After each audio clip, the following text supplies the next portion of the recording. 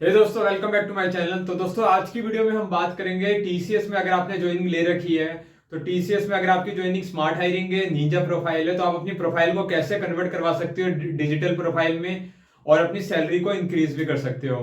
तो दोस्तों, आपको पता होगा टीसीएस में एक एग्जाम होता है जिसे हम क्या बोलते हैं, टीएसएलपी का एग्जाम। और उस टीएसएलपी एग्जाम के थ्रू आप अपनी प्रोफाइल को क्या करवा सकते हो, कन्वर्ट करवा सकते हो डिजिटल में, और अपना सैलरी पैकेज भी है वो क्या कर सकते हो, इंक्रीज कर सकते हो। तो टीएसएलपी एग्जाम का जो इजी तरीका है कैसे आप जल्दी से कन्वर्ट करवा सकते हो, मतलब इजी वे में, और टीएसएलपी एग्जाम है क्या, वो हम इस वीडियो में सारी चीजें जानेंगे।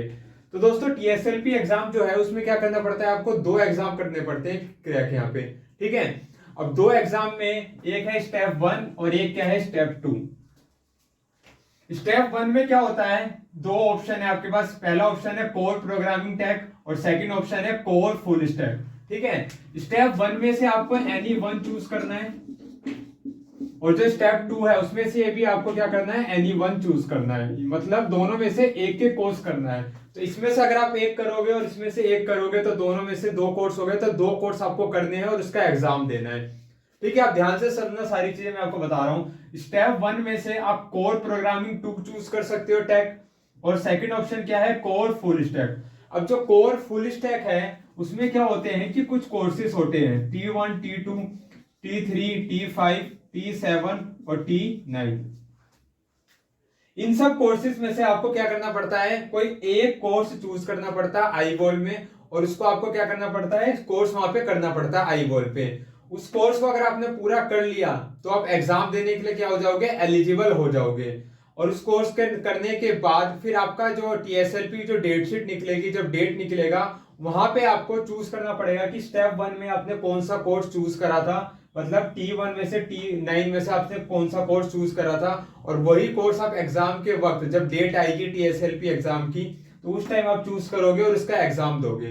ठीक है, अगर आप आई वॉल पे इनमें से कोई ये जो आपने कोर्स चूज करा है वो नहीं करना चाहते हो, तो जब एग्जाम की डेट आती है तो वहां पे आपको सेल्फ डिक्लेयर करने का भी ऑप्शन मिलता है। सेल्फ डिक्लेयर करने का मतलब ये है कि आपको ये चीज पहले से आती है और आप बस इसका क्या करना चाहते हो, एग्जाम देना चाहते हो। ठीक है, तो ये भी आपके पास ऑप्शन होता है। ठीक है, तो आपने कोर फुल स्टैक में से कोई सा एक चूज कर सकते हो।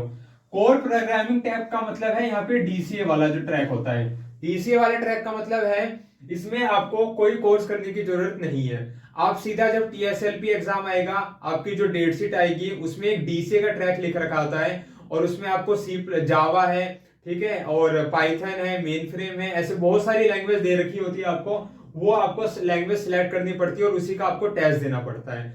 तो ये स्टेप 1 में से आप 1 और सेकंड में से कोई सा एक चूज करके आप टीएसएलपी का एग्जाम दे सकते हो। तो दोस्तों, स्टेप 1 आपको समझ में आ गया होगा। अब स्टेप 2 में से भी आपको एक कोर्स लेना पड़ता है जिसमें क्या है, आर्टिकुलेशन है, प्रोसेस है, बिजनेस स्किल है, कोर प्रोग्रामिंग टैग है और कोर फुल स्टैक है। ठीक है, ध्यान देने वाली बात यहाँ पे ये है कि अगर आपने यहाँ पे कोर प्रोग्रामिंग टैग चूज करा है तो स्टेप 2 में आप दोबारा वो चूज नहीं कर सकते।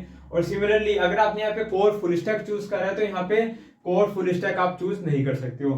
तो इनमें से आपको एक चूज करना पड़ेगा, आर्टिकुलेशन, प्रोसेस, बिजनेस स्किल, ठीक है, और core programming tag, core full stack. इनमें से आप एक चूज करोगे और एक यहां से करोगे तो आपका जो है वो क्या हो जाएगा, टीएसएलपी एग्जाम के लिए आप क्या हो जाओगे, एलिजिबल हो जाओगे।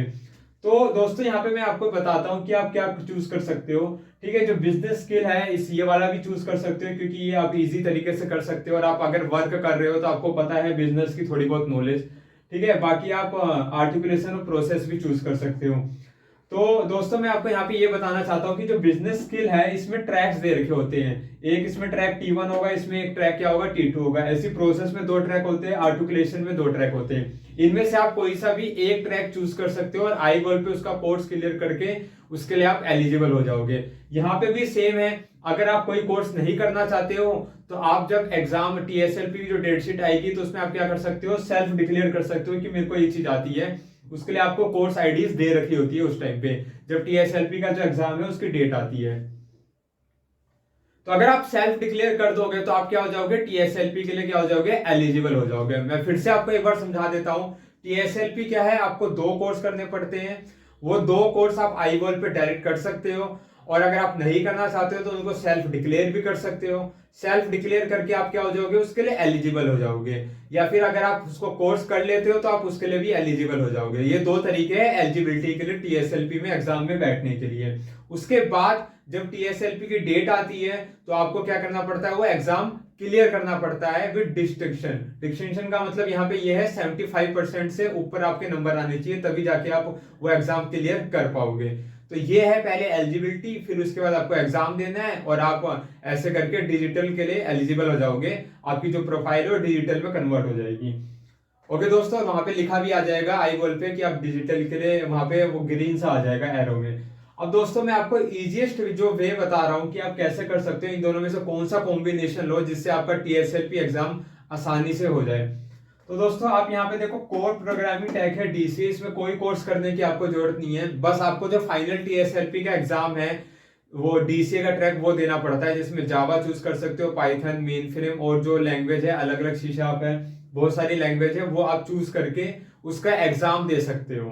ठीक है, और इसमें से एक चूज करना है आपको, तो मैं कहूंगा आपको बिजनेस स्किल चूज करो। ठीक है, बिजनेस स्किल में आप उसका जो एग्जाम है वो क्लियर कर जाओ, तो एक कोर्स यहाँ से हो जाएगा, एक कोर्स यहाँ से हो जाएगा, और आप दोनों के लिए एलिजिबल हो जाओगे।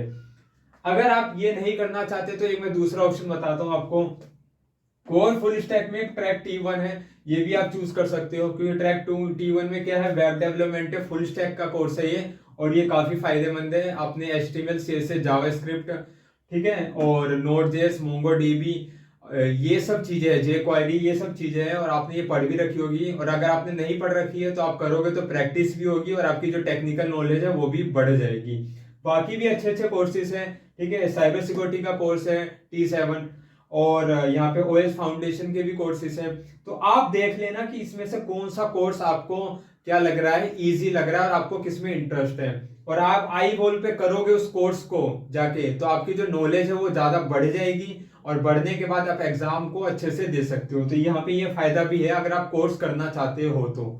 ठीक है, और इनमें से आप देख लेना कि कौन सा कोर्स आपको ज्यादा अच्छा लग रहा है। तो यही था दोस्तों वीडियो में। अगर आपको कोई डाउट है इस वीडियो से रिलेटेड तो आप कमेंट कर सकते हो।